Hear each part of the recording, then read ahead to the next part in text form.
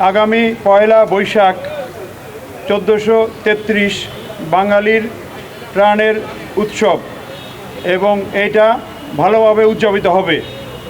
বাঙালি সংস্কৃতির টানে নববর্ষের উচ্ছ্বাসে ঢাকা মহানগরবাসী সমবেত হবে রমনা পার্ক, শিশু পার্ক, ঢাকা বিশ্ববিদ্যালয়, বাহাদুর শাহ পার্ক, মিরপুর সাক্ষ্যমণি বৌদ্ধ বিহার, রবীন্দ্র সরোবর এবং হাতিরঝিল সহ ঢাকা মহানগরের বিভিন্ন অনুষ্ঠান স্থলে।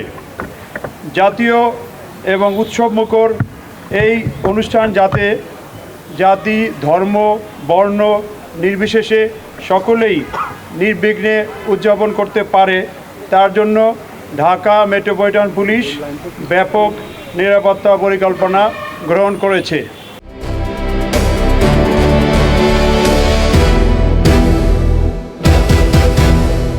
দিনাজপুর টিভি মানুষের জীবনের কথা বলে।